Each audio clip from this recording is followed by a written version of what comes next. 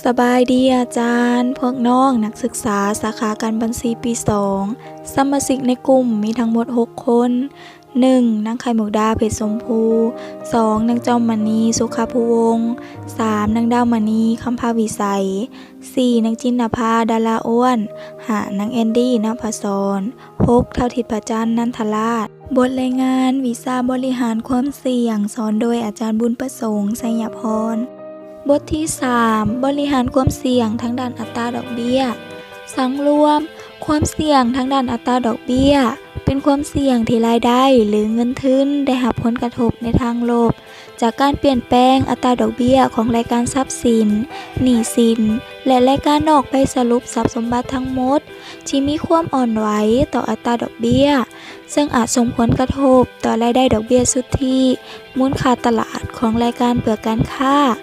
จุดประสงค์ผู้ที่ศึกษาเกี่ยวกับการบริหารความเสี่ยงทางด้านอัตราดอกเบี้ยบนนี้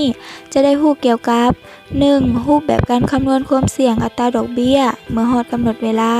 2. รูปแบบการคำนวณความเสี่ยงอัตราดอกเบี้ยโดยการกำหนดช่วงระยะเวลาที่ทรัพย์สินและหนี้สินคงตัวอยู่ตัวจริงข้อ 1. รูปแบบการคำนวณความเสี่ยงอัตราดอกเบี้ยเมื่อฮอดกำหนดเวลา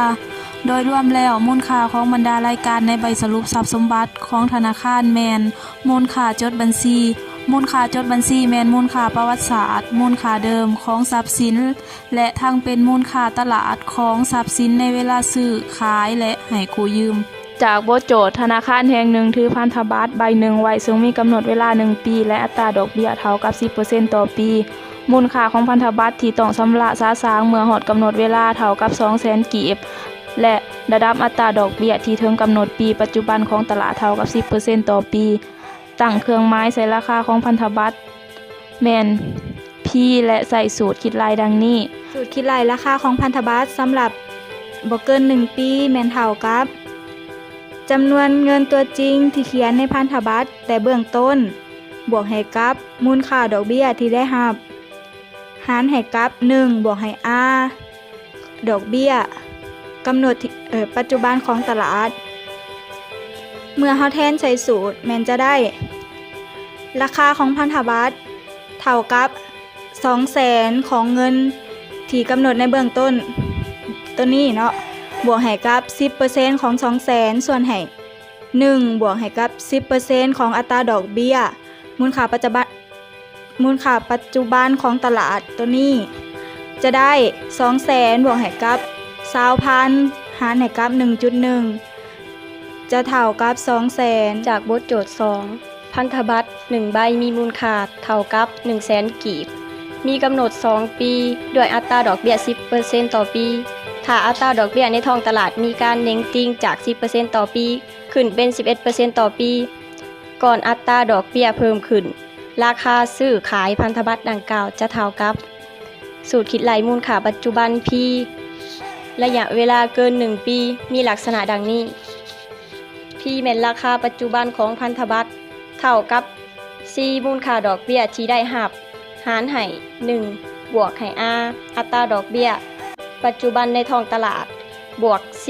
หาร1บวก R ขึ้นกำลัง2แล้วบวกต่อไปจนถึงปีที่เฮากำหนดไว้ขึ้นกำลัง n ในนี้ n กำหนดเวลาของพันธบัตรคิดเป็นปีอิงตามสูตรคิดราย2แทนตัวเลขใส่จะได้ดังนี้ราคาปัจจุบันของพันธบัตรเท่ากับ 10,000 ซึ่งได้มาจาก10% ของ 100,000 หารให้1บวก 0.1 ก็คือ 10% ของอัตราดอกเบี้ยบวกให้ 100,000 บวกให้ 10,000 หารให้1บวก 0.1 ขึ้นกำลัง2จะเท่ากับ 100,000 กีบภายหลังอัตราดอกเบี้ยเพิ่มขึ้นจาก 10% ต่อปีเป็น 11% ต่อปีราคาซื้อขายพันธบัตรดังกล่าวจะเท่ากับอิงตามสูตรคิดราย2แทนตัวเลขใส่จะได้ดังนี้ P แม่นราคาปัจจุบันของพันธบัตรจะเท่ากับ 10,000 ซึ่งได้มาจาก 10% ของ 100,000 หารให้1บวก 0.11 ซึ่งได้มาจาก 11% ของอัตราดอกเบี้ยปัจจุบันในท้องตลาดบวกให้ 100,000 และบวกให้ 10,000 หารให้1บวก 0.11 ขึ้นกำลัง2จะเท่ากับ 98,287 กีบตัวอย่างจากบทโจทย์ที่ 3 มีดังนี้ จากบทโจทย์เนาะเฮามาคิดรายตาราง ก่อนอื่นแม่นซอกหาต้นทุนก่อนต้นทุนของนี่ได้มาจากเงินลงทุนเบื้องต้นก็คือ7 ล้านกีบหารให้2งวดมันก็จะออกมาเป็น3 ล้าน5 แสน3 ล้าน5 แสนพันกีบแล้วเอา3 ล้าน5 แสนมาคูณให้ 12% ก็จะได้4 แสน20พันกีบ4 แสน20พันกีบเป็นอัตราดอกเบี้ยจากนั้นแม่นเอาต้นทุนและอัตราดอกเบี้ยบวกกันก็จะรวมเป็นจำนวนเงินที่เก็บได้ใน6 เดือนต้นปีก็คือ3 ล้าน9 แสน20พันกีบต่อมาแม่นต้นทุนส่วนที่เหลือแม่นได้มาจากต้นทุนของขังเทิงที่เราคิดไหลมาก็คือ3 ล้าน5 แสนแม่นเขียนลงคือเก่าจากนั้นดอกเบี้ยจากทุนส่วนที่ยังเหลือแม่นได้มาจาก4 แสน20พันกีบ4 แสน20พันกีบหารให้2ก็จะได้2 แสน10พันกีบต่อมาต้นทุนลงทุนคืนใหม่แม่นได้มาจากรวมจำนวนเงินที่เก็บได้ใน6 เดือนต้นปีเนาะก็คือ3 ล้าน9 แสน20พันกีบแม่นเฮาเขียนลงคือเก่าส่วนของ 10% และ 14% ก็คือต้นทุนดอกเบี้ยทุนส่วนที่เหลือดอกเบี้ยจากทุนส่วนที่ยังเหลือและต้นทุนที่ลงทุนขึ้นใหม่แม่นเฮาเขียนคือเก่าเนาะเขียนลงคือเก่าคือกันเบิดเลยเพราะว่าส่วนที่มันต่างกันก็คือดอกเบี้ยจากทุนที่ลงทุนขึ้นใหม่เนาะเฮาจะมาซอกหาตัวนี้กันซอกหาตัวนี้แม่นได้มาจาก3 ล้าน9 แสน20มาหารให้2 งวดแล้วมาคูณให้ 12% มันก็จะออกมาเป็น235,200 กีบในห้องของ 10% ก็คือเอาตัวนี้เอา3 ล้าน9 แสน20หาร2แล้วมาคูณให้ 10%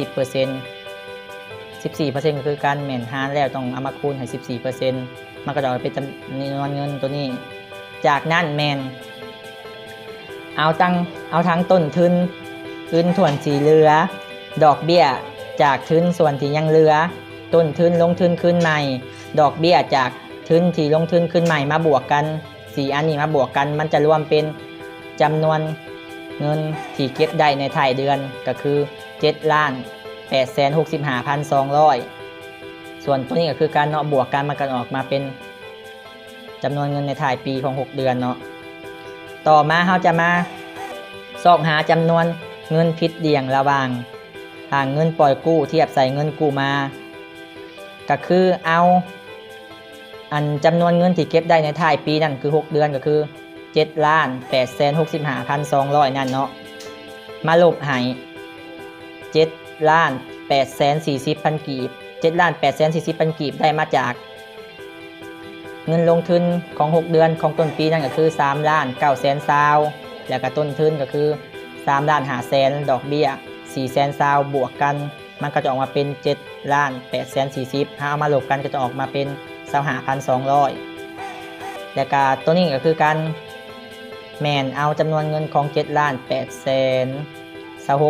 26,000มาลบให้7 ล้าน8 แสน40พันมันก็จะออกมาเป็นตัวนี้ส่วนของนี้คือการ 2. รูปแบบการคำนวณความเสี่ยงอัตราดอกเบี้ยโดยการกำหนดช่วงระยะเวลาที่ทรัพย์สินและหนี้สินคงตัวอยู่ตัวจริงจากบทโจทย์เราสามารถคิดรายใส่ตารางได้ดังนี้ก็คือที่แม่นจำนวนงวดซึ่งเรามี6 งวดเพราะว่ามีการคิดรายดอกเบี้ยเป็นจำนวน6 ปี